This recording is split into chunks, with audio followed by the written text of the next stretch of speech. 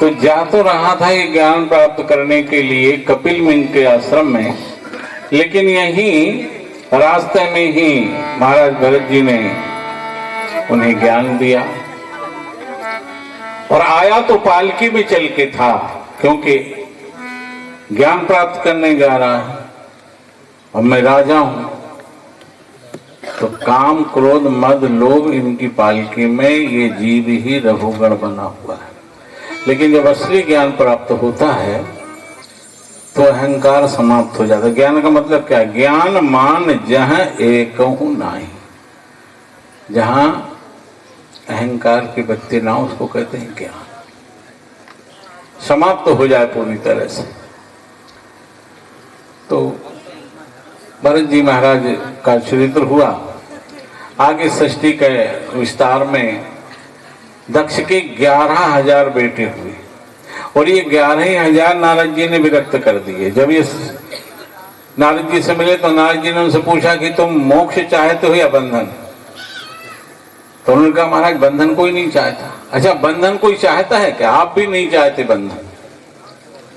बंधन कोई नहीं चाहता। हमें अब आप यहाँ कथा में आए हैं और जब तक कथा का समय बताया 4:30 बजे तक कथा चलेगी, तो आप जो है 4:30 बजे के लिए आए हैं और मान लो कथा 2 बजे बंद हो जाए और आपसे कहा जाए कि देखो भाई अब तो आप यहाँ बैठे रहो, केवल भजन करो 4:30 बजे तक, तो आप में से आधे कहने लगे महाराज हम तो 1-आधे घंटे के लिए आए थे, फिर लेकिन हमने सोचा थोड़ी सुन लें, बहुत जल्दी में।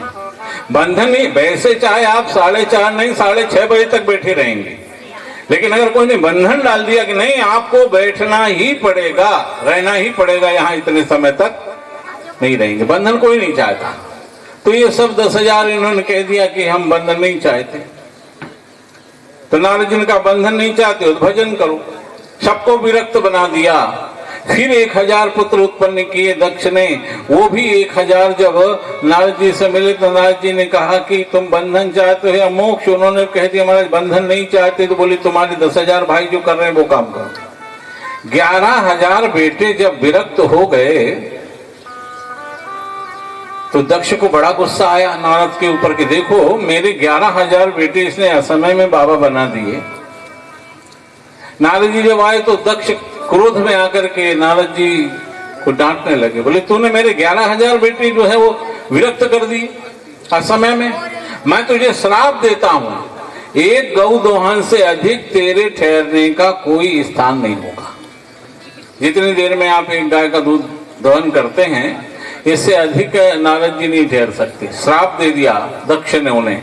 नारद जी ने कहा ये तो बहुत ही अच्छी बात है, क्योंकि जब हम एक जगह कम से कम रहेंगे तो ज्यादा से ज्यादा लोगों से मिलेंगे और ज्यादा से ज्यादा लोगों के पास संत जब पहुंचेगा तो ज्यादा से ज्यादा लोगों का कल्याण होगा। ये तो बढ़िया है, लेकिन तुमने हमें श्राप दिया है, हम बदले में तुम्हें आशीर्वाद देते हैं। नारद जी ने क्या आशीर्वाद दिया? दक्ष तुम्हारे यहाँ बहुत सारी कन्याएं जन्म लें। हालांकि आजकल तो ये भी अभिशाप मानते हैं लोग, अधिक कन्याओं का जन्म लेना उसको भी श्राप ही मानते हैं, उसको भी अभिशाप मानते हैं। लड़का पैदा होता बड़े प्रसन्न होते हैं और लड़की अगर पैदा हुई तो मुंह बिगाड़ लेते हैं लड़की। पर आप विचार करो कि पुत्र तो एक कुल को पवित्र करने वाला है, लेकिन पुत्री के विषय में शास्त्रों में कहा है पुत्र पवित्र किए कुल दो। मानस में कहते हैं बाबा तुलसी, 2 कुलों को, पति के कुल को भी और पिता के कुल को भी पवित्र करने वाली है। 2 कुलों की शान है वो। और फिर वैसे भी आपने महसूस किया होगा कि आप जब कभी बाजार से, दुकान से, ऑफिस से, खेत खलिहान से जब घर आते होंगे तो 1000 में कोई एकाध बेटा आपसे ये पूछ ले कि पिताजी प्यासे हैं, पानी लेके आऊं? तो नहीं कह सकते, एकाध कोई हो भी सकता है 1000 में। लेकिन अगर घर में कन्या होगी, बेटी होगी, तो वो निश्चित दौड़ करके और जल ले करके आएगी और कहेगी पिताजी आप प्यासे हो, ये पानी लेकर के मैं आई हूं। भूख लगी हो तो जल्दी से थाली लगा दो। पुत्री जो है वो ससुराल पहुंच करके भी माता पिता का जितना ख्याल रखती है उतना घर में रह करके भी बेटा ख्याल नहीं रख पाता। और ऐसी पुत्री के विषय में भी लोगों ने गर्भ में नष्ट करवा देते हैं। कितने बड़े पापी! हम तो ऐसे लोगों को कंस से भी बड़ा पापी मानते हैं, क्योंकि कंस ने देवकी के बच्चे मारे, आगे आप कल कथा हम सुनेंगे, लेकिन गर्भ में तो कम से कम एक भी नहीं मारा, भ्रूण की हत्या तो नहीं की। और फिर कंस को तो ये डर था कि 8वां उनका काल होगा, और जो लोग भ्रूण हत्या करवा देते हैं कन्याओं की, इनको कौन सा डर है, कौन सा वो इनको लेकर के और कौन सा इनका काल बन करके पैदा हो रही है जो उसको नष्ट करवा देते हैं। और इसीलिए सरकार ने अभियान चलाया है कि बेटी बचाओ। तो जब दक्ष को आशीर्वाद दिया तो दक्ष को भी लगा कि हाँ ये बात ठीक है, बच्चों को तो ये बहका देता है, पुत्रों को तो बहका देता है, लेकिन कन्याएं इसके बहकावे में नहीं आएंगी। और फिर दक्ष के यहाँ 60 कन्याएं जन्मी, जिनमें 27 चंद्रमा को, 10 दार्म को, 13 कश्यप को, 2 भूत को, 2 अंगिरा को, 4 ताश को और 2 कृषस को। ये 60 कन्याओं से ये सारा संसार भरा हुआ है। इनमें जो कश्यप जी को 13 गाय थी, उनमें दिति से सब दैत्य हुए और अदिति से सब देवता हुए। जब दिति के बहुत सारे बेटे मारे चले गए तो दिति बड़ी दुखी हुई, और जब वह दुखी हुई तो अपनी मां को उसका बड़ा बेटा जो था हिरण्यकश्यप वो सांत्वना देने लगा कि मां तू चिंता मत कर, मैं ऐसी कठिन साधना करूंगा कि सिद्धों पर, यक्षों पर, पन्नगों पर, चारणों पर, भूतों पर, नागों पर, सबके ऊपर एकमात्र तेरे बेटे की सत्ता चलेगी। और मंदराचल की कंदरा में यह साधना करने के लिए चला गया। और जब ये साधना करने गया ना तो देवता घबरा गए पहले ही, क्योंकि कोई असुर जब साधना करता है तो फिर वो साधना ही करता है, फिर ऐसे कठिन वरदान लेकर के लौटता है कि देवताओं को परेशानी उससे होती है। तो देवता ने सोचा कि इसको अभी रोक दें तो अच्छा है। भाई बुराई अगर पहले ही अगर रोक दी जाए तो ज्यादा अच्छी होती, पहले चरण पर ज्यादा बड़े, इससे पहले रोक देना चाहिए। किसी व्यक्ति को सो रहा था, उसके पेट पे से कहीं चूहा निकल गया। अब चूहा निकल गया, वो परेशान हो गया, कोई पंडित जी के पास गया, बोले पंडित जी जरा पंचांग तो उठाओ। पंडित जी ने कहा भैया इतने सवेरे आ गया तू, क्या बात है, क्या हो गया? अरे कहा आज मेरे पेट के ऊपर से चूहा निकल गया। पंडित जी ने कहा चूहा निकल गया, वो उसके लिए क्या पंचांग देखना? बोले नहीं पंडित जी, आज तो चूहा निकला है, कल सांप भी आ सकता है पेट के ऊपर, तो इसको तो अभी रोको आप कोई उपाय करके। तो बुराई को प्रथम चरण पे रोकना चाहिए। तो देवताओं ने क्या किया, अपने गुरु बृहस्पति से कहा कि आप कोई ऐसा उपाय करो कि ये साधना ही ना कर पाए, नहीं तो हमारी परेशानी होगी। बृहस्पति ने कहा क्या करें? तो बृहस्पति जी ने उपाय सोचा।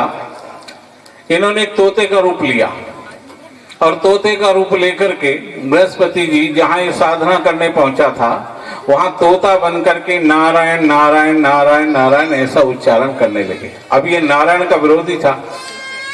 जब नारायण का कान में नाम आया तो इसने सोचा कि अरे ये नारायण ही तो हमारा शत्रु है सबसे बड़ा, यही देवताओं की मदद करता है, इसने ही 12 रूप लेकर मेरे भाई को हिरण्याक्ष को मारा है, और ये तोता नारायण नारायण का जाप कर रहा है। मुहूर्त बिगड़ गया। ये घर लौट आया। घर आया तो पत्नी कयाधु ने पूछा आज तो आप साधना करने गए थे, कुछ विशेष? बोले क्या करें, साधना करने तो गए थे लेकिन कर नहीं पाए। क्यों? बोले अपशगुन हो गया। क्या अपशगुन हो गया? बोले एक तोता जहां मैं साधना करने के लिए गया वहां नारायण नारायण नारायण का जाप कर रहा था। पत्नी ने पहली बार पति के मुंह से भगवान का नाम सुना, थोड़ी खुशी, विचार किया चलो कैसे भी सही पर भगवान का नाम तो मुंह से निकला। कम से कम 108 बार इनके मुंह से निकले तो मेरी तारीफ।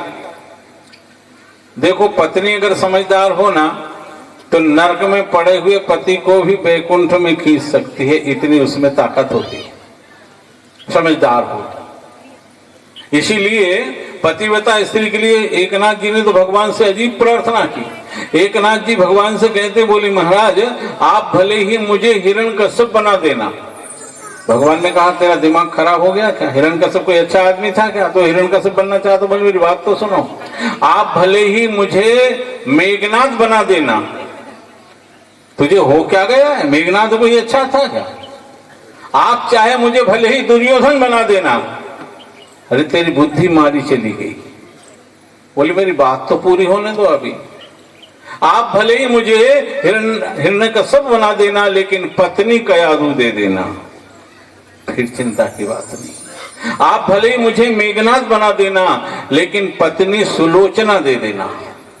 आप भले ही मुझे दुर्योधन बना देना, मगर पत्नी भानुमति दे देना। अगर पतिव्रता पत्नी हो तो नरक में पड़े हुए पति को भी वह वैकुंठ में खींच लाती है। कयाधु ने कहा चलो धोखे से ही सही, भूल से ही सही, अपशगुन के रूप में से भगवान का नाम तो निकला ना। रात्रि में विश्राम में फिर उसने पूछ लिया, उस समय तो मैं काम में लगी थी तो ठीक से आपकी बात सुन नहीं पाई। हाँ आज क्या हुआ आपके साथ जो आपने भजन नहीं किया? बोले एक तोता नारायण नारायण नारायण का जाप कर रहा था। पक्षी जाप कर रहा था? बोले हाँ पक्षी जाप। क्या कर रहा था? बोले बताया ना, नारायण नारायण नारायण ऐसा जाप कर रहा था। बोले साफ साफ सुनाई देता था? हाँ बिल्कुल साफ साफ सुनाई देता था। कैसा सुनाई देता था? बोले कहा ना नारायण नारायण नारायण नारायण नारायण नारायण सुनाई देता था। घुमा फिरा करके 108 बार नाम जप करा दिया और उसी समय उसे गर्भाधान हुआ। अगर माता पिता की बुद्धि गर्भाधान के समय अगर ठीक हो तो हिरण्यकश्यप के घर भी प्रहलाद का जन्म हो जाता है। अगर उस समय बुद्धि ठीक ना हो तो कश्यप जी के यहाँ हिरण्यकश्यप पैदा हो जाता है, पिसरवा के यहाँ रावण पैदा हो जाता है, उग्रसेन के यहाँ कंस पैदा हो जाता है। अब यह साधना करने के लिए पहुंचा और बड़ी कठोर साधना करने लगा, सब अन्न जल का त्याग करके। इधर इसकी पत्नी को गर्भवती देखा तो इंद्र ने मारने की कोशिश की। इंद्र ने कयाधु को घसीट कर ले जा रहा था तो नारद जी आ गए। नारद जी ने कहा इंद्र ये क्या कर रहा है, इस स्त्री को क्यों मार रहा है? बोले महाराज ये गर्भवती है। बोले ये पाप है, पहले तो स्त्री को मारना ही पाप है और गर्भावस्था में उसे परेशान करना ये महापाप है। बोले महाराज इसके गर्भ के अंदर हिरण्यकश्यप का असह वीर विद्यमान है, असह वीर विद्यमान है और बुरे का बेटा भी बुरा होगा, इसलिए हम इस बुराई को समाप्त करना चाहते हैं। नारद जी हंसने लगे, कहने लगे यही दुनिया वालों का गणित तो सही नहीं है कि बुरे का बेटा बुरा ही होगा, या आदमी अच्छा है तो उसका बेटा भी अच्छा ही होगा। कई बार हम देखते हैं बड़ी विपरीत स्थिति संसार में दिखती है, जो अच्छे लोग होते हैं उनकी संतानें बड़ी बिगड़ी निकल जाती हैं और लोग कहते हैं अरे बाप तो बड़ा संत था लेकिन ये बेटा कहाँ नालायक पैदा हो गया। और कभी कभी बाप बड़ा बिगड़ा होता है मगर संतान अच्छी होती है, बोले इसका बाप तो नहीं था लेकिन बेटा तो भैया बिल्कुल विभीषण भगवान का भक्त ही निकला, पहला आदि पैसा हो गया, बड़ा व्यवहार कुशल, बड़ा धार्मिक। बुरे का बेटा बुरा होगा, यही ठीक है। इसके गर्भ के अंदर भगवान का भक्त है जो तुम सबकी रक्षा करने वाला है, छोड़ इसे। तब इंद्र ने छोड़ दिया कयाधु को और चला गया। कयाधु को इन्होंने कहा कि तेरे पति जब तक लौट के नहीं आए ना, ये देवताओं से तुझे डर है, तू मेरे आश्रम में चल। तो मेरे आश्रम में चल करके रहे तो कया वह जा करके और आश्रम में रहने लगे। और आश्रम में नारद जी सुंदर सुंदर शिक्षा देते हैं, क्योंकि गर्भावस्था का जो 9 महीने का समय होता है ना, वो बड़ा कीमती होता है। उसमें जैसे विचार की संतानें आप चाहती है वैसे वातावरण घर का रखिए। अगर कोई माँ वीर पुत्र चाहती है, देशभक्ति चाहती है, उसे देशभक्ति की गाथाएं सुननी चाहिए, निश्चित बालक में वह संस्कार होगा। कोई भक्त चाहती है तो पुराणों की कथा सुनना चाहिए उसे। और बिगाड़ने के लिए तो बहुत सारी फिल्में और ये सब हैं, ले जाकर के अच्छी अच्छी कथा सुनाई,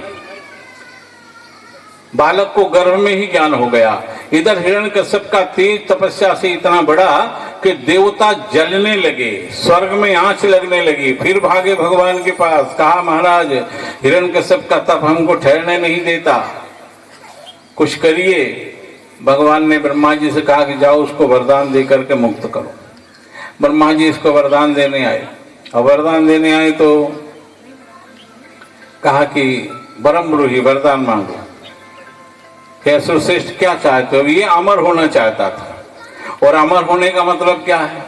जब कोई अमर होना चाहता है तो निश्चित मान लीजिए कि दूसरे को मारने की तैयारी, मैं अमर हो जाऊं फिर।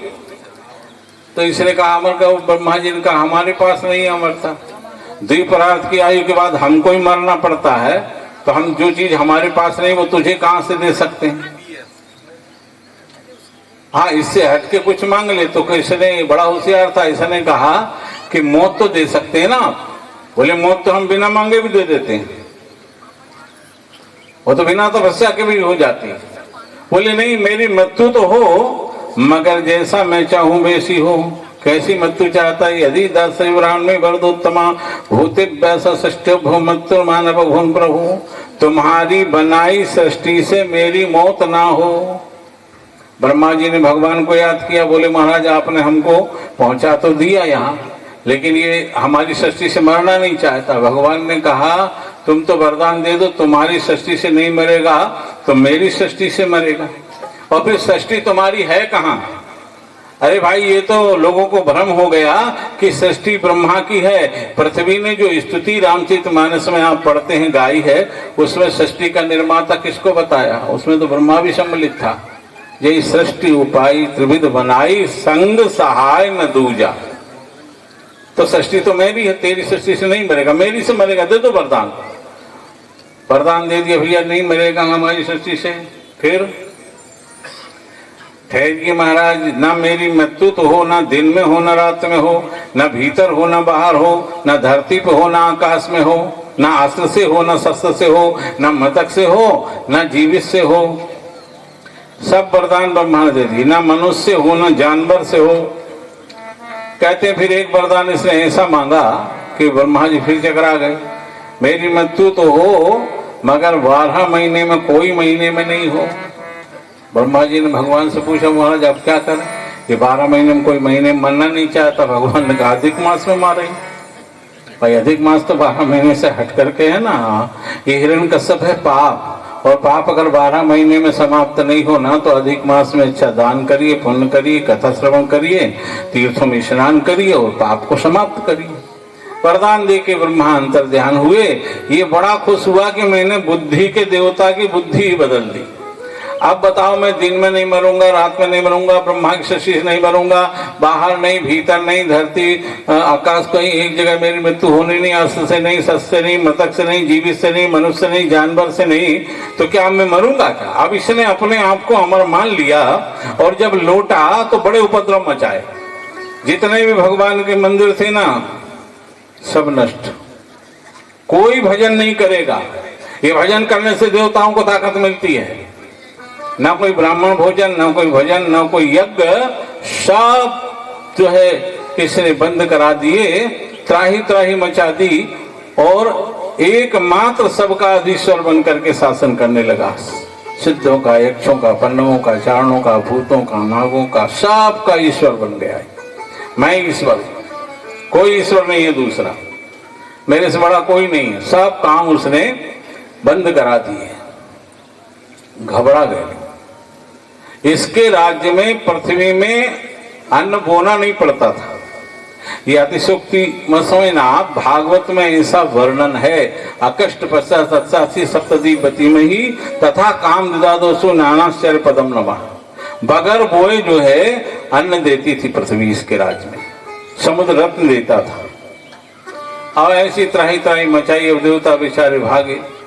भगवान से जाके कहा, बोले महाराज हिरण्यकश्यप ने आपके सब मंदिर तोड़वा दिए, पूजन पाठ बंद करवा दी, धर्म कर्म सब बंद हो गए हैं, सब लुप्त हो गए हैं।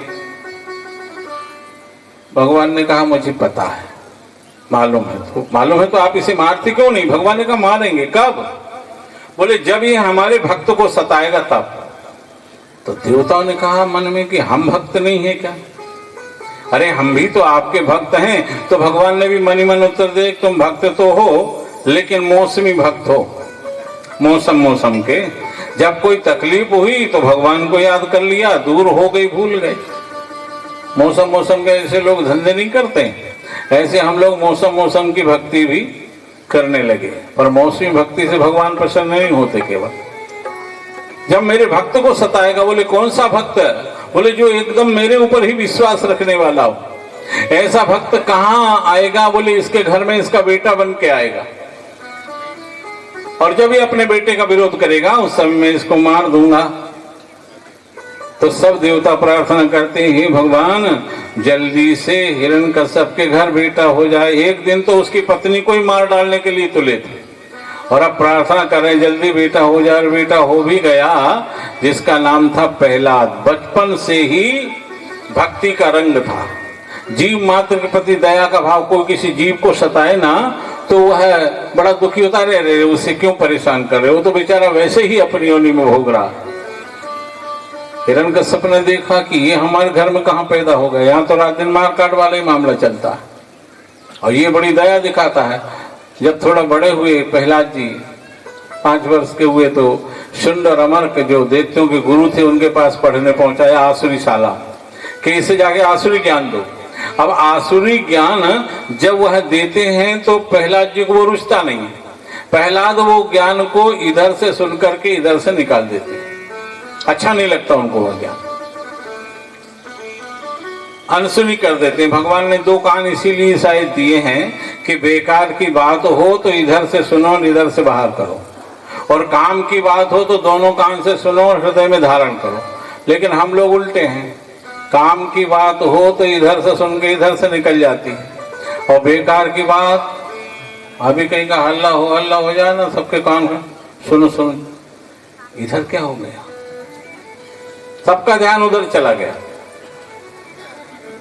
तो प्रहलाद जी आसुरी ज्ञान को सुनते ही नहीं। एक दिन हिरण्यकश्यप ने प्रहलाद को बुलाया, गोद में बैठाया, और गोद में बैठा करके पूछा, बोले बेटा तू गुरुकुल जाता है तो वहां तूने क्या सीखा, जो तुझे सबसे अच्छा पाठ लगा हो, जो सबसे अच्छा लगा हो तुझे, वह मुझे सुना। प्रहलाद जी ने कहा, पिताजी मैंने नवधा भक्ति पढ़ी है। नवधा भक्ति? हाँ, भगवान के पास पहुंचने के 9 रास्ते हैं, इनमें अगर एक भी पकड़ में आ जाए तो भगवान के पास जीव जो है पहुंच जाता है, उन्हें प्रसन्न कर लेता है। मैंने तो 9 ही पढ़ ली है, और 9 भक्ति प्रहलाद जी ने बताई। भागवत में भी 9 भक्ति है, और रामचरितमानस में भी भगवान ने सबरी को बताई ये 9 भक्ति है। भागवत की जो 9 भक्ति है जो प्रहलाद ने बताई, श्रवणम कीर्तनम विष्णु स्मरणम पाद सेवनम अर्चनम वंदनम दास्य सख्यम आत्मनिवेदनम। पहली भक्ति है श्रवणम, भगवान की कथा का श्रवण करो। आप जो कर रहे हो ना, ये भागवत की पहली भक्ति है, और रामचरितमानस में इसे दूसरी भक्ति माना गया है। पहली भक्ति जो है प्रथम भगत संतन कर संगा, और दूसरी रति मम कथा प्रसंगा। रामचरितमानस में भी कथा श्रवण भक्ति है, और भागवत में भक्ति। अच्छा, एक से दूसरी भक्ति जुड़ी है। अगर आप कथा श्रवण करेंगे तो दूसरी भक्ति श्रवणम कीर्तनम, कथा में कीर्तन तो होता ही है, तो कीर्तन भी हो जाएगा। स्मरणम, जब भगवान का कीर्तन करेंगे तो भगवान का स्मरण उतनी देर तो रहेगा ही जितनी देर आप कथा सुनेंगे, कीर्तन करेंगे। इस तरह 1 से 9 ही जुड़ी हुई है। पिताजी मैंने 9 ही पढ़ ली है। बड़े क्रोध में आया और उठाकर गोद से बेटे को दूर फेंक दिया। दुष्ट कहीं के, सारी दुनिया में जो काम मैंने बंद करवाए मेरे घर में चालू करेगा, तो मेरे घर से प्रारंभ करेगा। अब तो शुंड और अमर्क के ऊपर गुस्सा आया, बुलाया उनको, दैत्य गुरु, ये पढ़ा है, इसको 9 भक्ति का पाठ पढ़ने पहुंचाया था तुम्हारे पास? नहीं महाराज, हमने इसे ऐसा नहीं पढ़ाया। तो फिर इसे कहां से आए ये सब? बोले इससे ही पूछो। क्यों प्रहलाद, तेरे अंदर ये भेद बुद्धि किसने डाली? प्रहलाद जी ने कहा, पिताजी आपने चुंबक देखा? हाँ, चुंबक लोहे को अपने तरफ आकर्षित कर लेता, खींच लेता है। इसी प्रकार भगवत कृपा से मेरी बुद्धि उनके तरफ खिंच गई है। अरे कहा, ये तो बहुत बड़ा उदाहरण देने लगा, यहाँ वैज्ञानिक बन गया, लोहे चुंबक को बता रहा हमको। ले जाओ इसे, डराओ, धमकाओ, मारो, पीटो, भूखा रखो, प्यासा रखो, लेकिन सुधार के लाओ। अब तो सुनना मरकने लगे कि जब आपने कह दिया है कि इसे हर तरह से प्रताड़ित करके भी सुधारना है, तो अब तो सुधार के लेके आएंगे। पहला को डराएं, कोई फर्क नहीं पड़ा। धमकी दें, उल्टा लटका देंगे, उल्टा। अगर तूने अब बात करी तो कोई फर्क नहीं पड़ा। भूखा रखा, प्यासा रखा, लेकिन प्रहलाद को कोई फर्क नहीं पड़ा। विचार परेशान हो गए, कौन इसकी बुद्धि बिगाड़ता है? जरूर कोई हमारी अनुपस्थिति में आता होगा और बुद्धि बिगाड़ता होगा, तो जरा छिप करके देखें कि कौन आता है। कभी कभी शिक्षक लोग भी ऐसा करते हैं कि कौन विद्यार्थी शरारत कर रहा है, जरा छिप करके देख लो अलग से। तो कह दिया उन्होंने कि हम जरा थोड़े काम से बाहर जा रहे हैं और सब अपना अपना पाठ ध्यान से पढ़ना। जाना कहीं नहीं था, सुनना मर्ग जाकर के थोड़े पीछे छिप गए, देखने लगे कौन आता है। और जैसे ही गए गुरुजी, फिर क्या है, अब सारे असुर बालक आकर के प्रहलाद को घेर के बैठ गए। कहा प्रहलाद, ये अच्छी अच्छी बात तुम जो करते हो, ये तुमने कहाँ से की? बोले गुरुजी से। पर गुरुजी ने हमें तो नहीं सिखाई। बोले तुम्हारे गुरु अलग है, मेरे अलग है। तुम्हारे गुरु ये हैं, अब मेरे गुरु नारद। बोले नारद जी तो कहीं पढ़ाने आए नहीं। बोले नारद जी ने बहुत पहले पढ़ा दिया, जब मैं अपनी माँ के गर्भ में था तब मेरी माँ को इंद्र मारना चाहता था, तो नारद जी ले गए अपने आश्रम में, और नारद जी ने जो माँ को ज्ञान दिया वो मुझे गर्भ में ही प्राप्त हो गया। वो बाबा बहुत अच्छी कथा सुनाते थे, बहुत बढ़िया कीर्तन गाते थे, बड़ा अच्छा बीना बजाते थे। देखो उनका बीना कितना प्यारा बज रहा है और कितना अच्छा कीर्तन उनका हो रहा है। असुरवाल को उनका कहाँ, हमको तो कहीं लगे ही नहीं रहा है, सुनाई नहीं रहा है।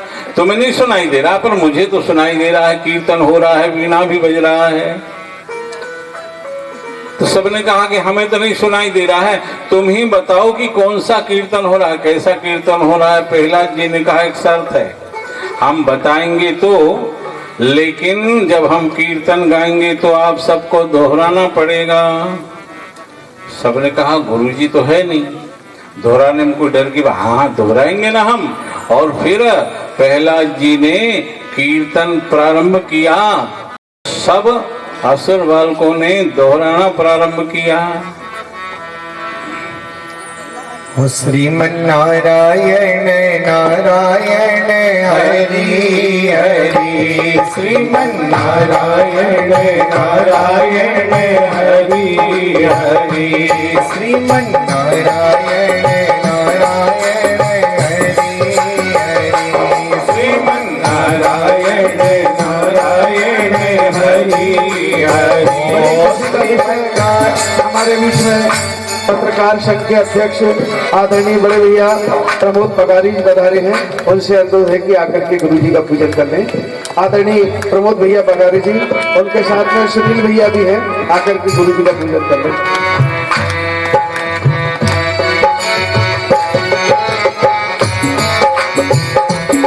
श्रीमन नारायण नारायण हरि हरि, श्रीमन नारायण नारायण हरि हरि, श्रीमन नारायण नारायण हरि हरि, श्रीमन नारायण नारायण हरि हरि, ओ भजमन नारायण नारायण हरि हरि, भजमन नारायण नारायण हरि हरि।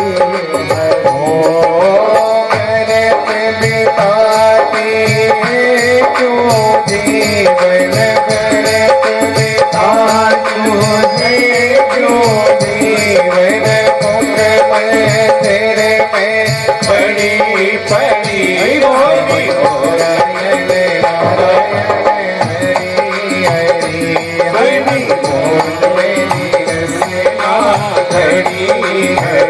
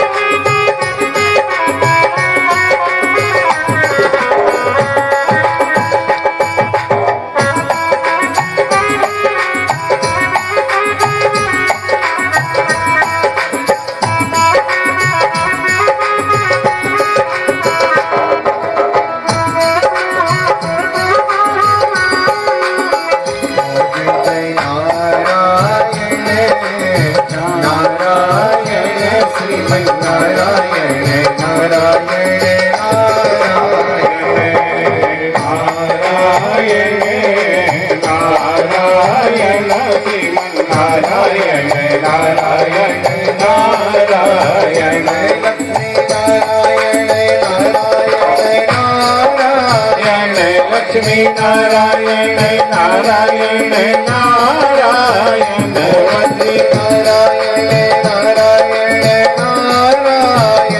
बद्री नारायण नारायण नारायण बद्री नारायण नारायण नारायण नारायण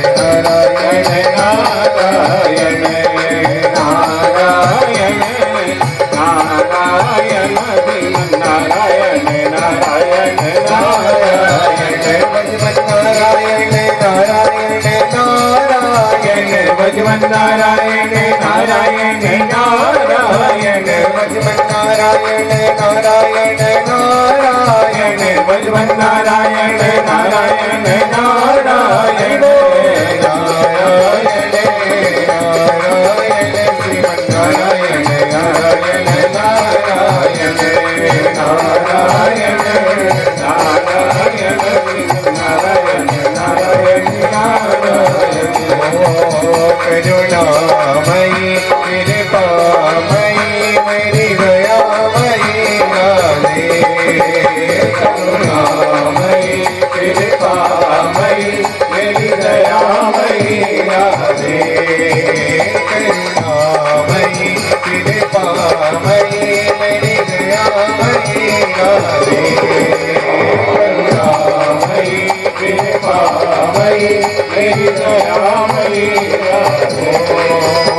करुणामयी कृपामयी करुणामयी कृपामयी ओ मेरी दयामयी श्यामा करुणामयी कृपामयी ओ मेरी दयामयी राधे करुणामयी कृपामयी मेरी दयामयी राधे करुणामयी कृपामयी ओ मेरी दयामयी राधे करुणामयी कृपामयी ओ मेरी दयामयी राधे राधे राधे राधे राधे राधे राधे राधे राधे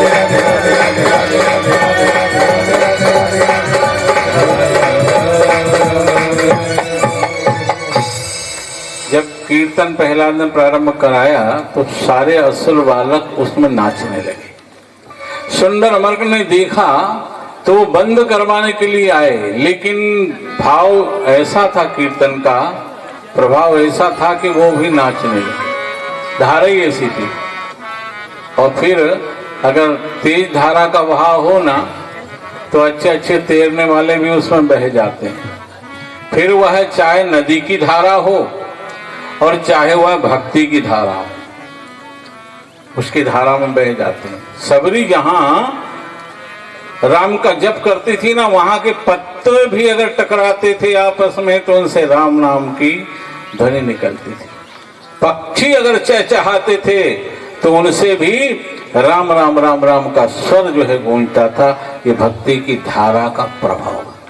सब ना जब कीर्तन समाप्त हुआ तो अरे इसको रखना यहाँ ठीक नहीं, ये तो सबको बिगाड़ के रख देगा।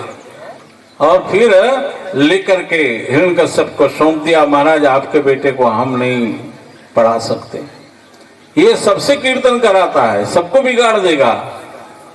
हिरण्यकश्यप को बड़ा गुस्सा आया। हिरण्यकश्यप ने कहा प्रहलाद मैं तो उससे अंतिम बार पूछ रहा हूं तू सुधरेगा या नहीं। तो प्रहलाद ने कहा पिताजी सुधरता वो है जो बिगड़ा हो। भाई जो बिगड़ा हो वो सुधरेगा, जब मैं बिगड़ा ही नहीं हूं तो सुधरने की बात ही नहीं है।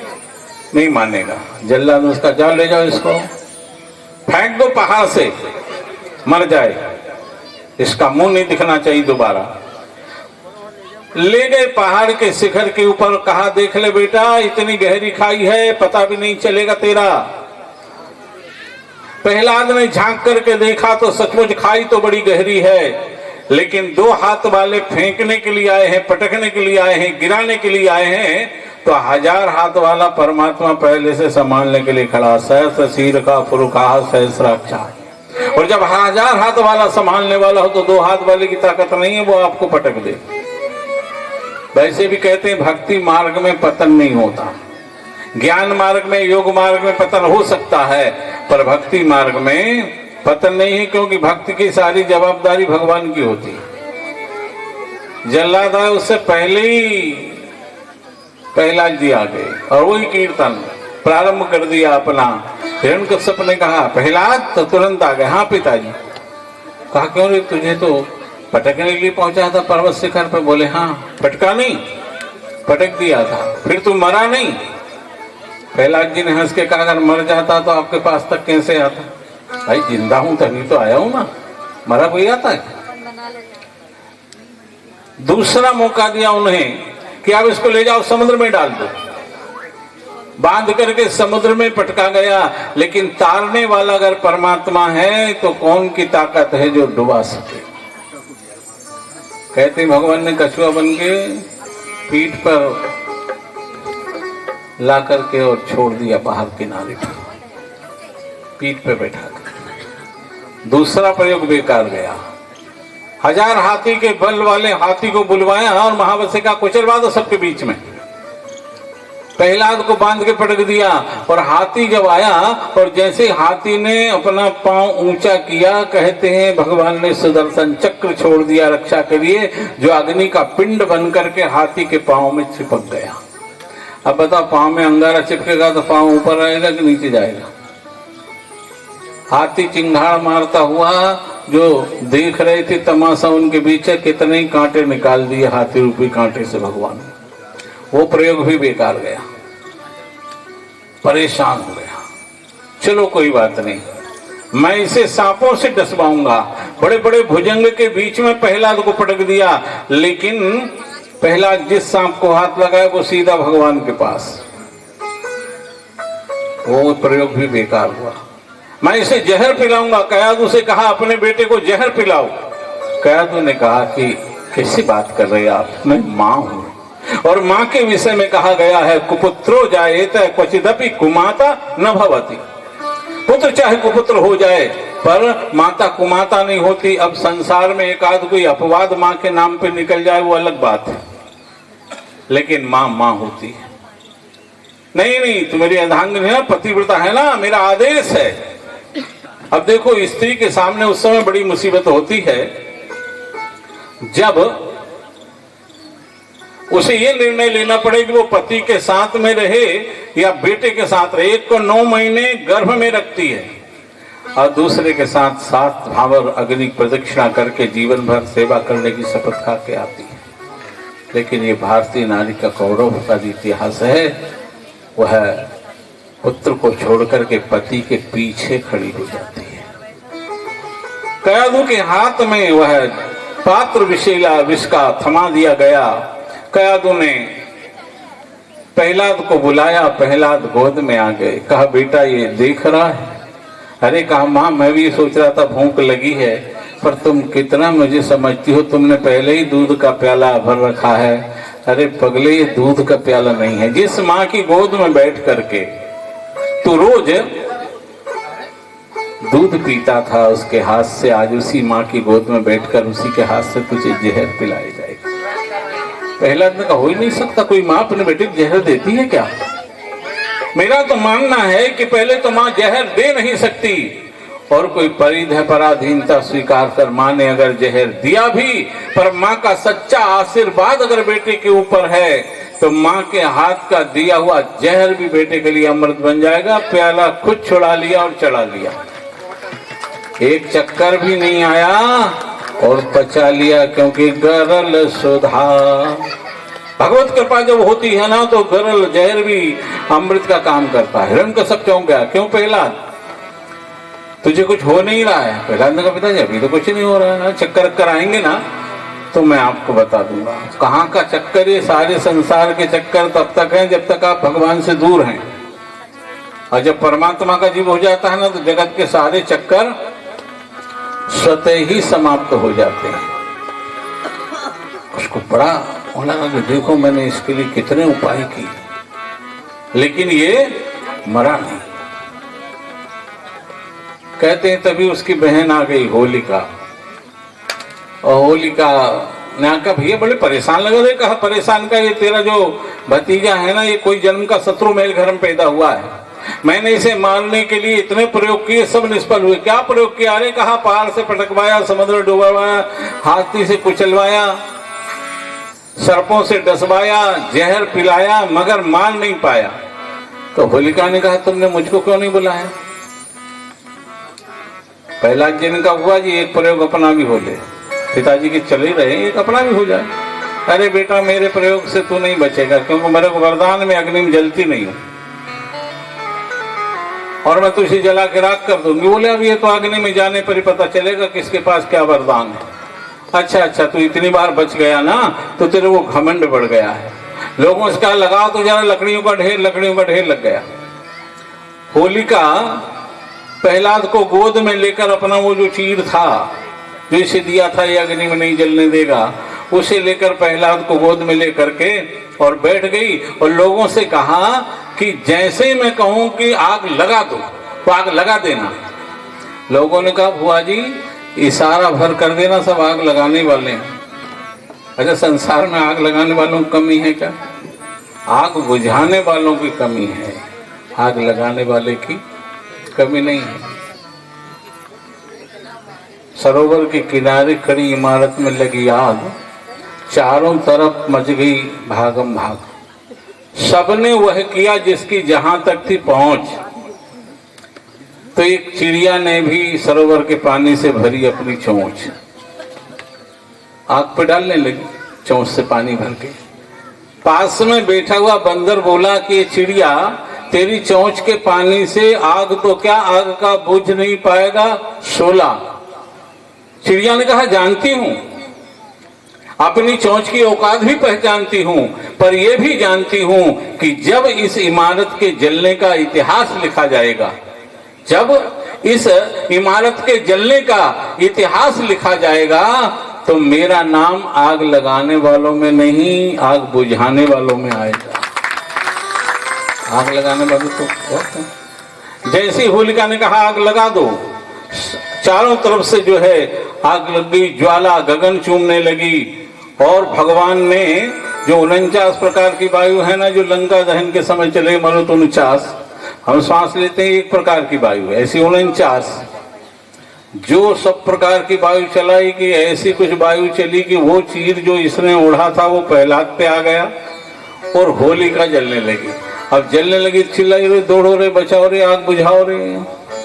प्रहलाद जी ने कहा, बुआ जी ये जलाने वाला विभाग था, बुझाने वाला इनके पास नहीं है। भाई जिसके पास जो विभाग है वो वही काम कर सकता, वो विभाग तो हमारे भगवान के पास ही है। गाओ भगवान का नाम तो बच जाओगी, पर जिसने जीवन में हमेशा दूसरों के सुखों में आग लगाई हो, अंतिम समय उसके मुख से भगवान का नाम आ ही नहीं सकता। होलिका जल गई, राख हो गई, खाक हो गई, प्रहलाद जी बच गए। लोग अचंभे में पड़ गए कि क्या वरदान झूठा हो गया? वरदान झूठा नहीं हुआ। एक ऐसी आग है जिसमें अच्छे अच्छे वरदानी जल जाते हैं। जिस आग का उसे वरदान था वो उसमें नहीं जली, वो दूसरी आग में जल गई। और वो आग कौन सी है? वो आग बाबा तुलसी ने मानस में बताई है, जो अपराध भगत कर करही तो राम रोष पावक सो जरही। जो भक्त का अपराध करता है वह भगवान के क्रोध की अग्नि में भस्म हो जाता है। ये प्रयोग भी गया। अब तो उसने कहा ठीक है, पहले तेरे बचाने वाले को ही देखता हूं। तो भगवान को ढूंढने गया, वैकुंठ में भी नहीं मिले भगवान। वापस आया, बोली प्रहलाद तुझे तो मैं बाद में मारूंगा। तेरे भगवान को ही कहा पिताजी जब मुझे ही कुछ नहीं कर पा रहे हो तो फिर मेरे भगवान को कैसे आप मार सकते? अरे कहा जब वो इतना ताकतवर है, इतना शक्तिशाली है तो डरता क्यों है? मैं वैकुंठ में गया तो पता नहीं कहां छिप गया। प्रहलाद जी ने कहा पिताजी आप वैकुंठ गए उन्हें देखने के लिए? बोले कहां है वो, बताना मुझे, मैं उससे मुकाबला करूंगा। बोले आप मुझसे पूछ रहे हैं मेरा ईश्वर कहां है, मैं आपसे पूछूं कि कहां नहीं है? हर जगह? बोले हाँ, हर कण में है, हर क्षण में है। वो इतना विशाल काय है कि एक एक परमाणु उसके अंदर जो है वह समाया हुआ है, और इतना सूक्ष्म है कि एक एक परमाणु के अंदर भी मेरा ईश्वर समाया हुआ। अरे कहा तू बड़े बड़े झुठेरे लोगों के साथ बड़ी डींग हाँकने लगा, हर जगह तेरा ईश्वर है। हाँ हर जगह ईश्वर है, तो फिर एक खंबे में क्यों नहीं है? जैसे ही कहा खंबे का नाम लिया, खंबे में क्यों नहीं है? प्रहलाद ने खंबे की तरफ देखा और कहा कौन कहता है नहीं, कहाँ है? बोले वो देखो खंबे में है। हिरण्यकश्यप ने देखा तो उसे नहीं दिखा। हिरण्यकश्यप ने कहा तुझे दिख रहा? बोले हाँ दिख रहा है मुझे तो मुझे क्यों नहीं दिख रहा है? प्रहलाद जी ने कहा आंख का इलाज कराओ।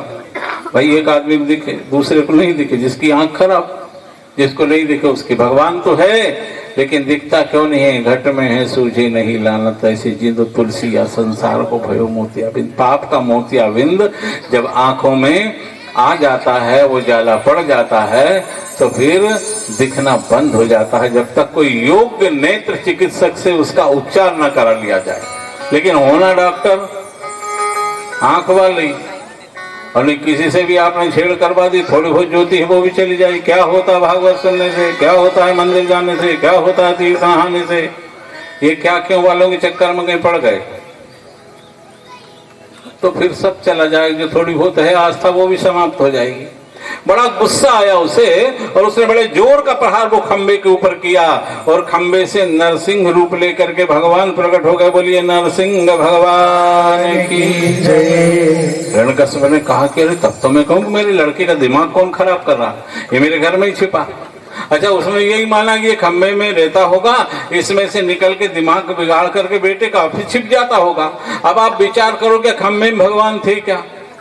भगवान खंबे में नहीं थे क्या? भगवान की ऐसी कोई योजना थी कि तू मुझे खंबे में बता देना और मैं निकल करके आ जाऊंगा? ना कोई योजना थी और ना भगवान खंबे में थे, पर एक भक्त का विश्वास था कि हर कण में और हर क्षण में भगवान है। तो भगवान ने सोचा आना तो पड़ेगा ही, फिर अपने भक्त की बात भी क्यों झूठी होने दें। प्रबल प्रेम के पाले पढ़कर प्रभु को नियम बदलते देखा, अपना मान टले टल जाए पर भक्त का मान न टलते देखा।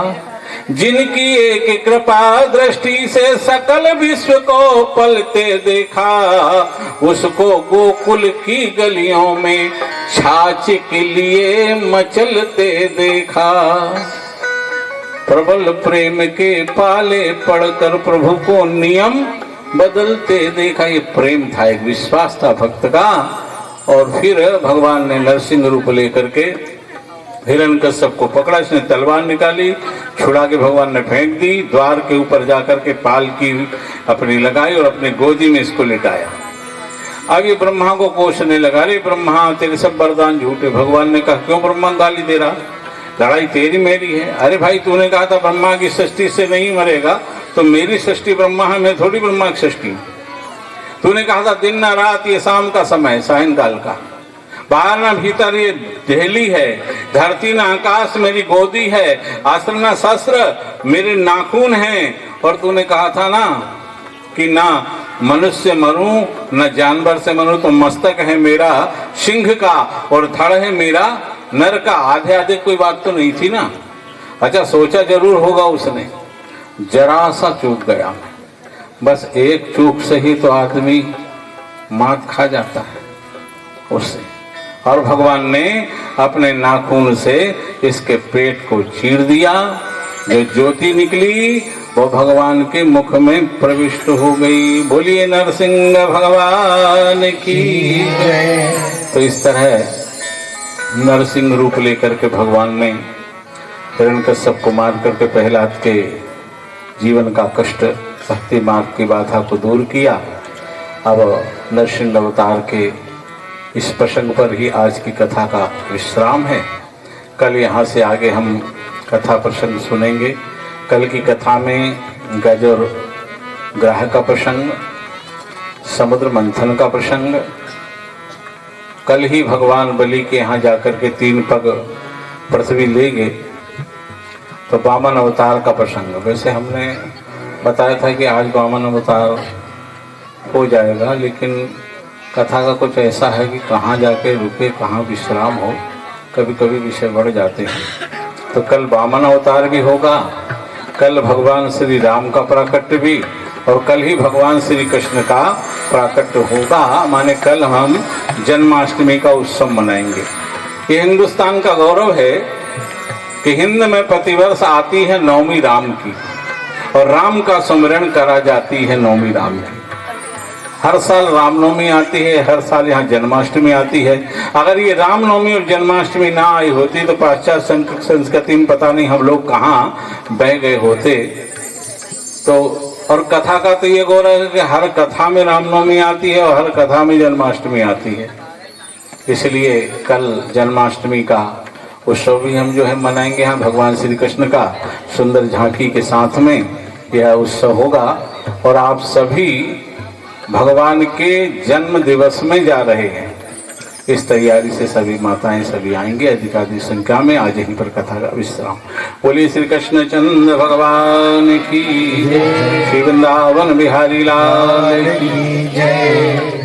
हमारे बीच में श्री रितेश जैन जी अध्यक्ष नगर पालिका सिवनी मालवा पधारे हैं, आकर के गुरु जी का पूजन कर ले। श्री वरुण पटेल जी मंडल अध्यक्ष ग्रामीण, श्री यशवंत जी पटेल किसान मोर्चा नेता, श्री प्रेम नारायण जी पटेल जी, श्री आरवी लोवंशी जी, श्री तरुण लोवंशी जी भरलाए, श्री मोहन गुबरेले जी जनपद सदस्य विश्रोद वाले, श्री प्रीतम सिंह जी मुंदेला डोलरिया, श्री डी के गोयल जी डालसी, श्री ब्रजकिशोर जी पटेल जिला पंचायत सदस्य, श्रीमती मधु धुर्वे जिला पंचायत सदस्य, श्री तरुण पटेल जी, श्रीमती पुष्पा वाई जी मंडल अध्यक्ष, श्री कमलेश पटेल जी भरलाए, श्री महेश भैया, श्री अशोक भैया, श्री कमलेश भैया सिवनी मालवा। आप सभी लोग आकर के मंच पर गुरु जी का पूजन करें। आरती की तैयारी करें बेटा। दो आरती इस तरफ पीछे दे दो, 2 आरती इस तरफ पीछे दे दो, 4 आरती यहाँ दे दो, 2 आरती इस तरफ दे दो।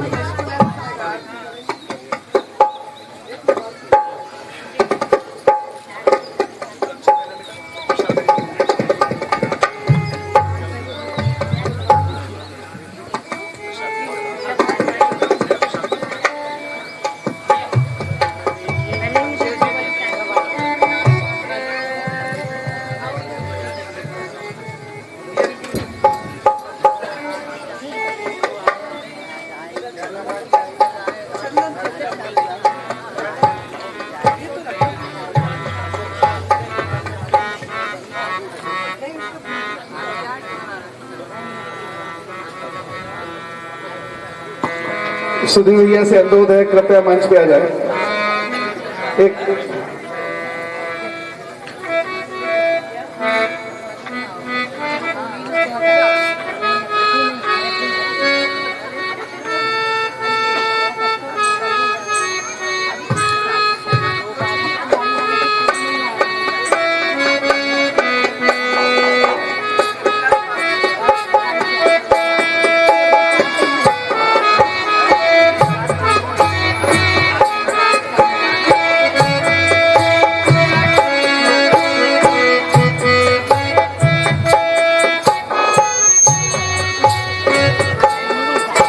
अनिल पटेल जी भमेड़ी, श्री पवन रघुवंशी जी, श्री एल कनौजिया जी, आप भी आकर के पूजन करना।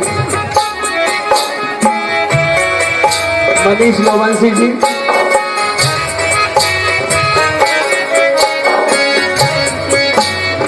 है कि आरती के बाद में जो पुष्पांजलि होगी वो पुष्पांजलि के पुष्प अपने स्थान से ना छोड़ें। 2-3 बच्चे आपके पास आएंगे जो पुष्पांजलि के पुष्प आपसे ले लेंगे।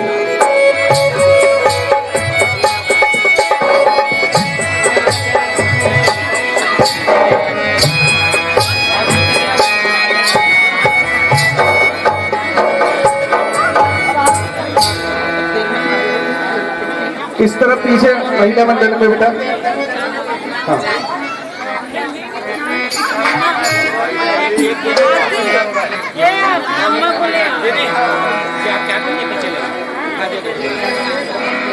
क्या बात है, हमारे काका जी जो निरंतर 3 दिन से इतने बढ़िया तरीके से यहाँ श्रीमद् भागवत में सेवाएं दे रहे हैं, राम कुमार जी पाठक जी, आपसे अनुरोध है कृपया मंच पे आइए।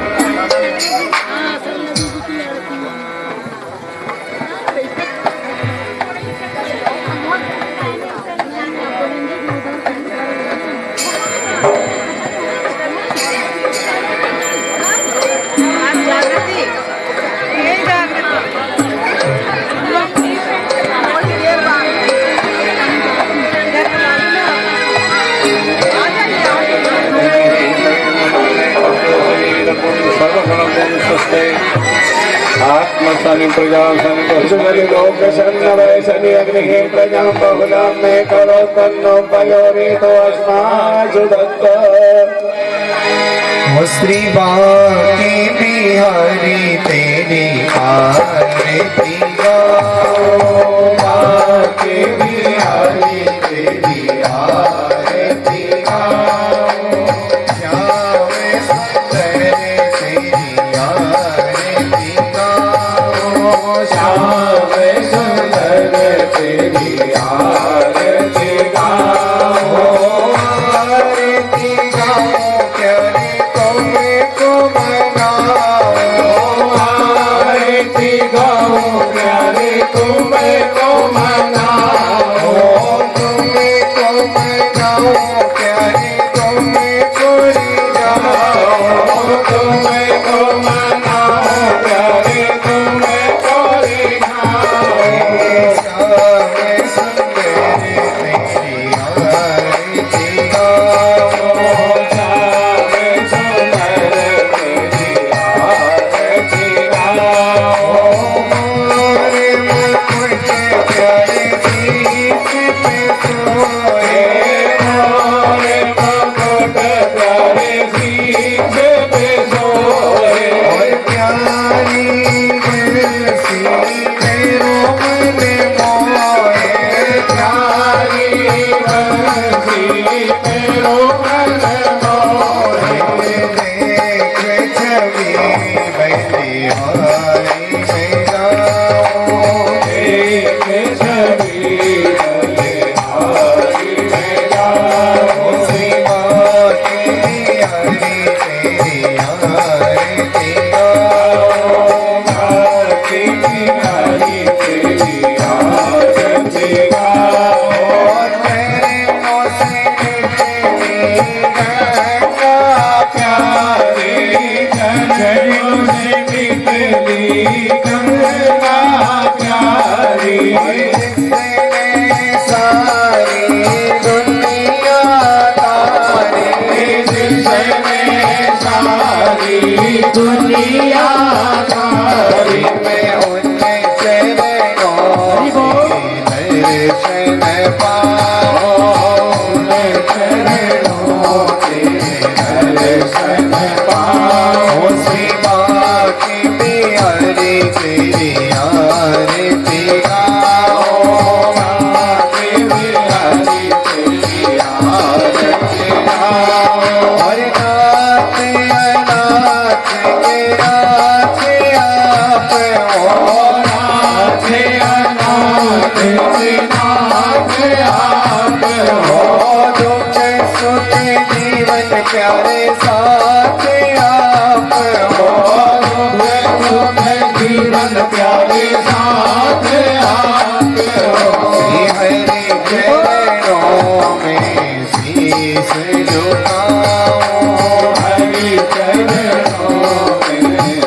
शीश झुकाओ से माँ की बिहारी तेरी आरती गाओ माँ की बिहारी तेरी आरती गाओ श्री हरिदास के प्यारे तुम हो श्री हरिदास के प्यारे तुम हो मेरे मोहन जीवन धन्य हो मेरे मोहन जीवन धन्य हो उदय छवि बलि बलि गाओ उदय छवि बलि बलि गाओ ताकि बिहारी तेरी आरती गाओ ताकि बिहारी तेरी आरती गाओ श्याम सुंदर तेरी आरती गाओ श्याम सुंदर तेरी आरती गाओ मेरे बरदाई तेरी आरती गाओ मेरे बरदाई तेरी आरती गाओ बिहारी तेरी आरती गाओ बिहारी तेरी आरती गाओ बिहारी तेरी आरती गाओ बिहारी तेरी आरती गाओ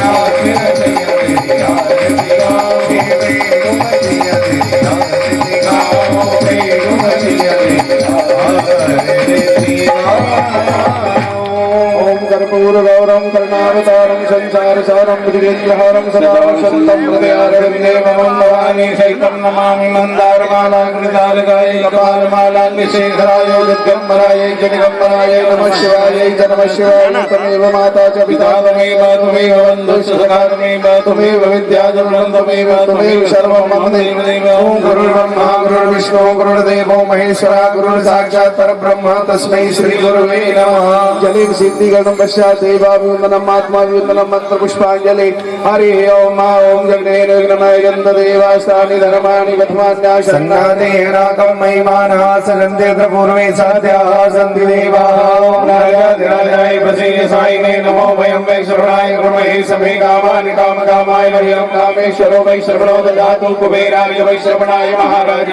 नमः ॐ सच्चिदानन्दं भोजं सराज्यं वैराज्यं परमेश्वराज्यं महाराज्यमाधिपत्यमयो सुवन्दपर्यायै स्यात् सार्वभौमः सर्वज्ञानदाता पृथिवी समुद्रपर्यन्ताय एकराडिते तदपि श्लोको विगीतो मरुतः परिवेष्टारो मरुतस्यावसन्धे आविक्षतस्य कामप्रेम विश्वे देवाः सभासयति ओम विश्वतचक्षुर्वतो विश्वतो मघो विश्वतो भावरत विश्वतस्पाद सम्बाहुन्यान्नमति सम्पदत्रेद्यावा भूमि गणयन्देवैः वेगदन्ताय विद्महे वक्रतुण्डाय धीमहि तन्नो दन्ति प्रचोदयात् रुद्राय च विद्महे कर्मसिद्धियै च धीमहि तन्नो भूरि प्रचोदयात् रुद्राय विद्महे महादेवाय धीमहि तन्नो रुद्रः प्रचोदयात् रम्याय विद्महे वायुपुत्राय धीमहि तन्नो वीरः प्रचोदयात् ओम दाशरथाय विद्महे श्रीवल्लभाय धीमहि तन्नो रामः प्रचोदयात् ओम महालक्ष्म्यै च विद्महे विष्णुपत्न्यै च धीमहि तन्नो लक्ष्मी प्रचोदयात् नारायणाय विद्महे वासुदेवाय धीमहि तन्नो विष्णुः प्रचोदयात् ओम नंदनंदनाय च विद्महे यशोदानंदनाय च धीमहि तन्नो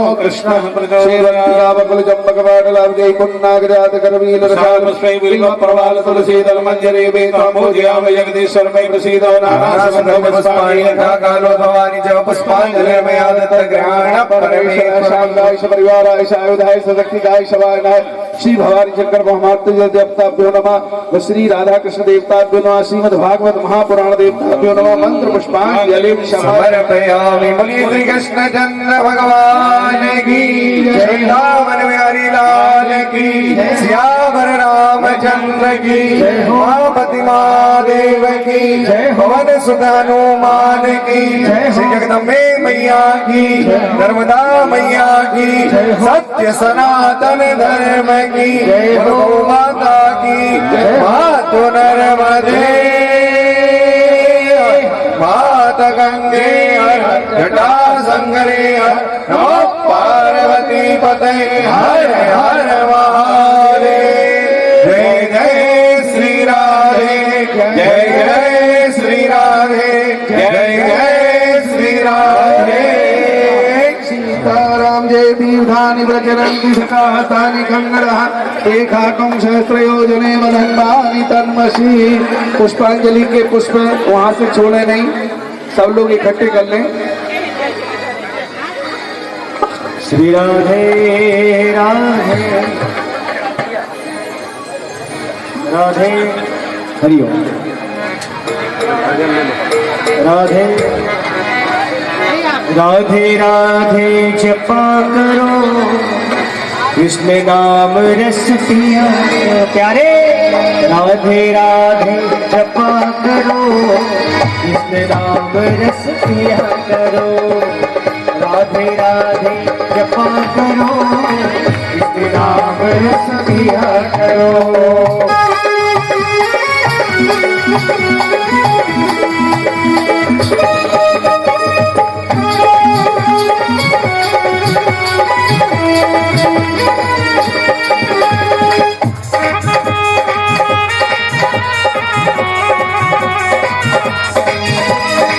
राधे देगी तुमको शक्ति, मिलेगी तुमको कृष्ण की भक्ति, मिलेगी तुमको कृष्ण की भक्ति।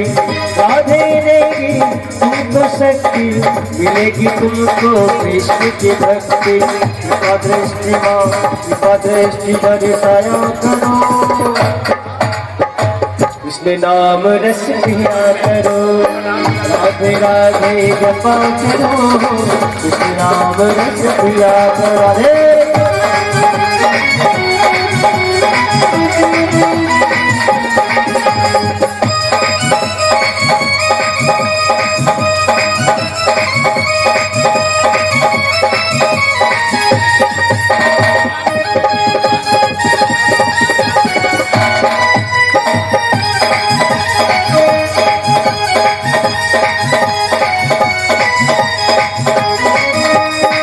राधा रानी है महारानी, महिमा उनकी सब जग जाने।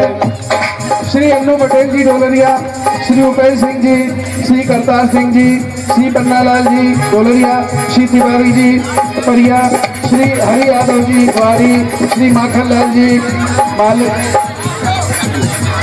मालवी जी, श्री प्रेम नारायण पटेल जी। सभी लोग आकर के पूजन कर लें।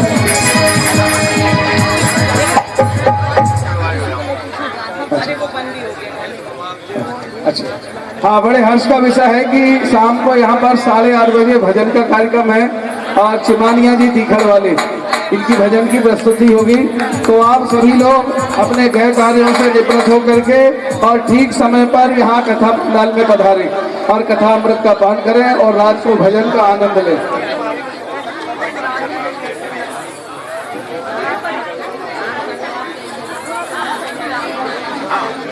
जिन सज्जनों को भी गुरु जी का पूजन करना है, पुराण का पूजन करना है, जिनका नाम नहीं लिखा पाया है, नाम भूल नहीं पाए हैं, आप सभी लोग सादर मंच पर आमंत्रित हैं और सभी लोग आकर के पूजन कर सकते हैं। पटेल परिवार की ओर से आयोजित इस कार्यक्रम में पधारे हुए सभी अतिथियों का हार्दिक वंदन है, अभिनंदन है, स्वागत है। दूर दूर से, गांव गांव से, शहरों से पधारे समस्त जनता जनार्दन का पटेल परिवार हार्दिक वंदन करती है, अभिनंदन करती है, स्वागत करती है। सभी लोगों का बारंबार स्वागत है।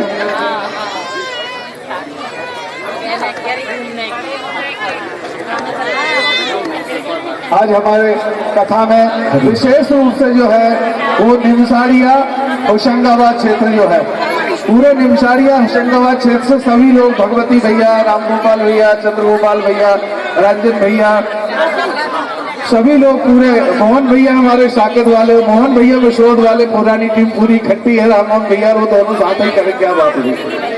पूरी टीम जो है पधारी है। सभी लोगों का पटेल परिवार की ओर से हार्दिक वंदन है, अभिनंदन है, स्वागत है।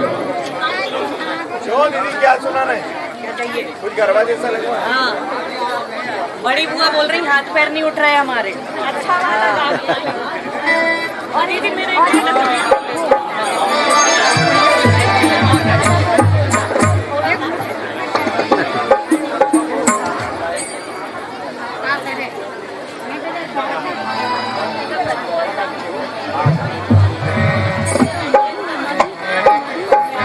बोली नर्मदा मैया की जय। और हमारे बीच में बता रहे हैं चंदवाड़ वाले दादाजी। अभी कथा में भी बीच में गुरुजी का पूजन करने के लिए बता रहे थे, परंतु कथा चल रही थी इसलिए आदरणीय दादाजी ज्वाला प्रसाद जी पटेल हमारे बीच में पधारे हैं। दोनों भाइयों की ओर से सत नमन है उनका। आदरणीय अबीर भैया की ओर से, सुधीर भैया की ओर से सत नमन दादाजी को।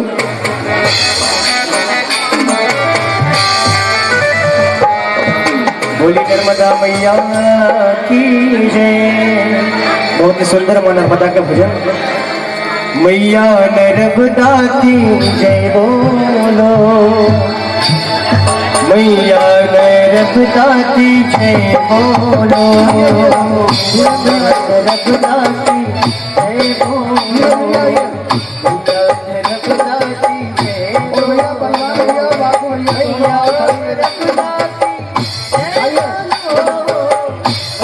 नर्मदा की जय बोलो, मैया नर्मदा की जय बोलो, मैया नर्मदा की जय बोलो।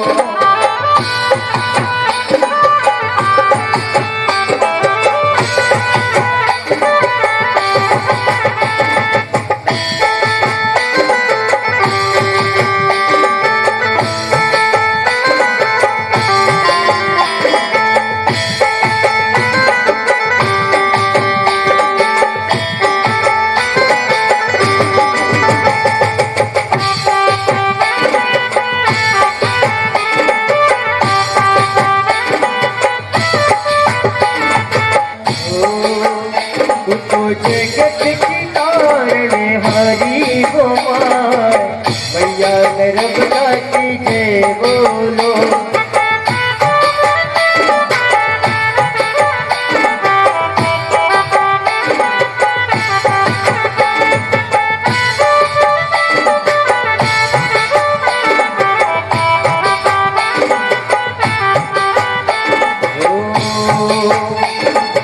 अमर कंठ से आई नर्मदा,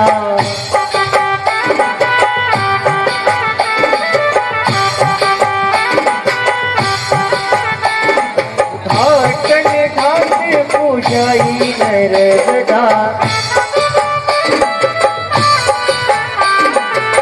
घाटन घाट पूजाई नर्मदा।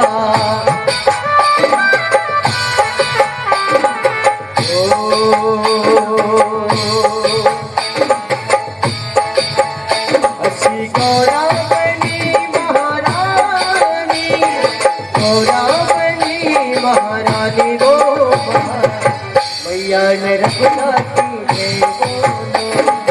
जगत की तारण, जगत की तारण, जगत की तारण हारी वो मैया नर्मदा की जय बोलो।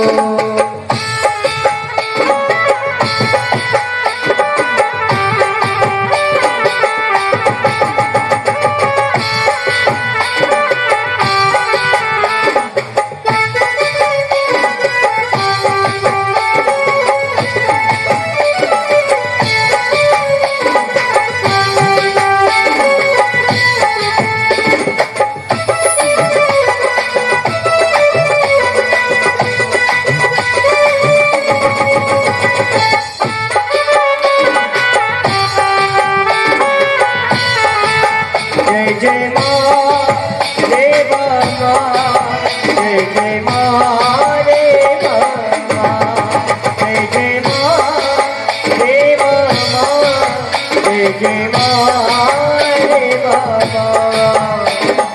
मन लेके आया मैया रानी के भवन में, भवन में मन लेके आया मैया रानी के भवन में। बड़ा सुख पाया मैया रानी के भवन में, मन लेके आया मैया रानी के भवन में।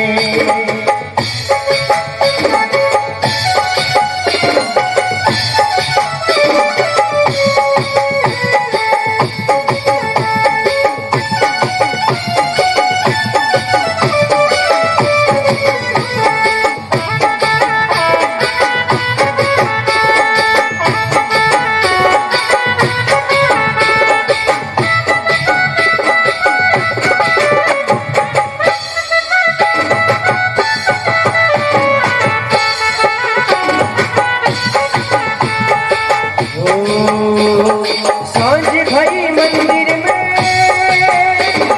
सांझ भई मंदिर में डूब चलो दिल, डूब चलो दिल माई, डूब चलो दिल, डूब चलो दिल माई, डूब चलो दिल, डूब चलो दिल माई, डूब चलो दिल।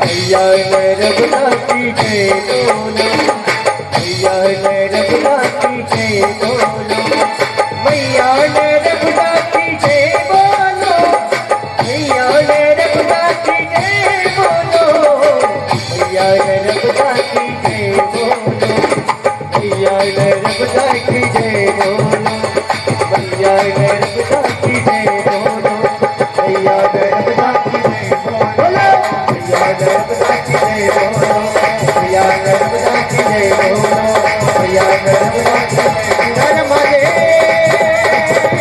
नर्मदे, नर्मदे,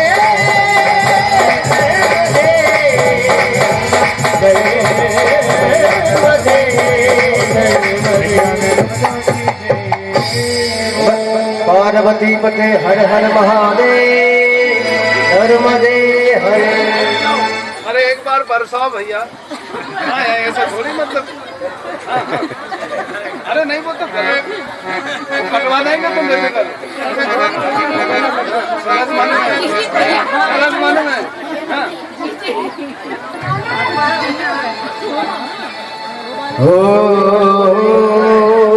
आपका रह गया। हो सरस वन में, सरस वन में आज कोयल बोली, सरस वन में आज कोयल बोली रे, सरस वन में।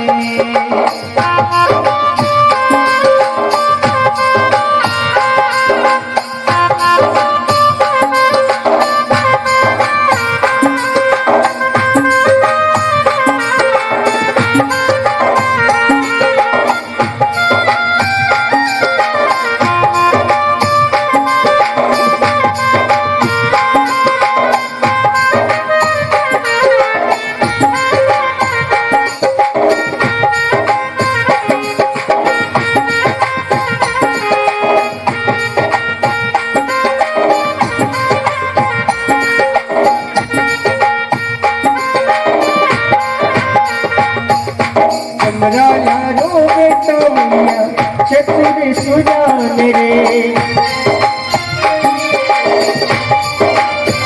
ओ गुण गुण कई रे, बालक लीने आयो हो, आज कोयल बोली रे, सरस वन में, सरस वन में आज कोयल बोली रे, सरस वन में।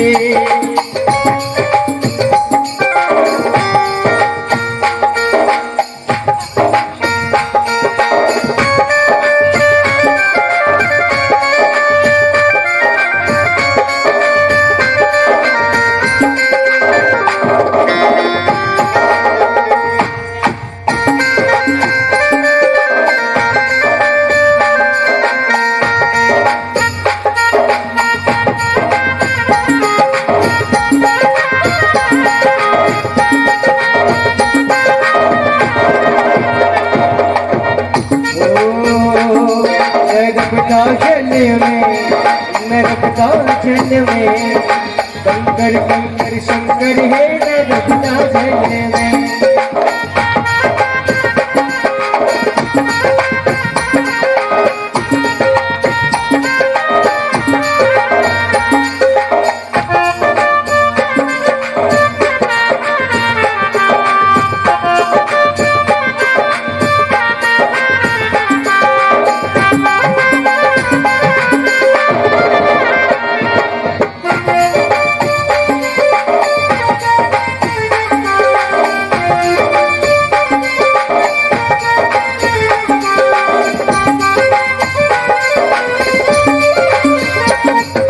सरस वन में, सरस वन में, आज कोयल बोली रे सरस वन में, सरस वन में, सरस वन में, आज कोयल बोली रे सरस वन में, सरस वन में, आज कोयल बोली रे सरस वन में, सरस वन में,